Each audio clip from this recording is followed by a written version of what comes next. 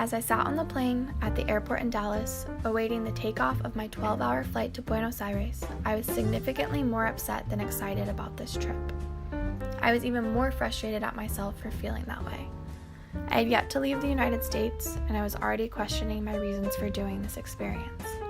Study abroad was something that I had always wanted to do, but now that it was happening, I was worried it wasn't worth the sacrifices I had made to come here.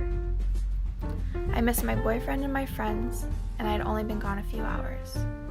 Was I really the independent person I thought I was if I was already having these thoughts? Was I selfish for coming here and leaving the most important people in my life behind? The first week was tough, but it was not as terrible as I had convinced myself it would be. The language was difficult, and my Spanish was not as proficient as I thought it was, but I was determined to improve. I liked where I was living, became best friends with my host family's dog, and enjoyed exploring the new city. I began to focus on the positives of my experience, rather than how much I missed everyone back home. As time went on, things got easier.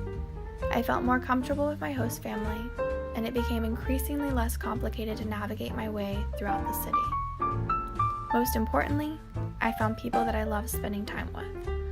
With those people, I was able to travel to Uruguay and Chile, two of the most memorable experiences in my time here so far that have played a significant role in the progress I have made emotionally since I have been in South America.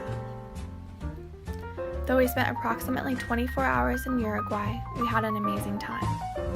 The trip was a refreshing break from the hectic and sometimes overwhelming atmosphere of Buenos Aires. We took a ferry straight to the capital of Montevideo and stayed in a hotel on the beach.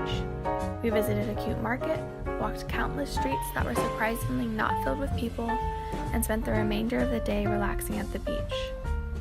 In Chile, our stay was longer. We had 3 days to experience Santiago. We explored the downtown area, saw a beautiful cathedral, and spent the day in the adorable neighborhood of Bella Vista. We hiked to the top of a small hill to enjoy a panoramic view of the entire city. We ended our trip at an amusement park before we had to catch our flight back.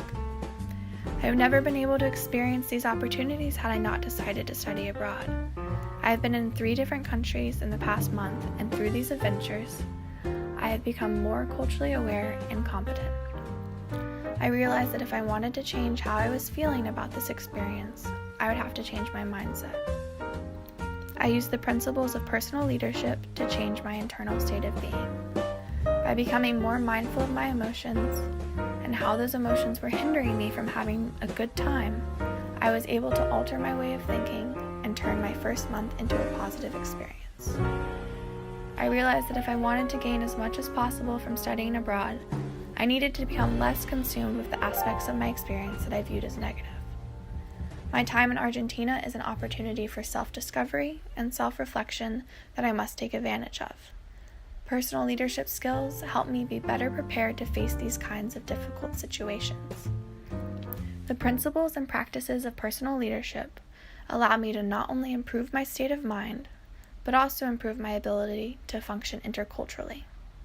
With these skills, I am able to take control of my own experience abroad.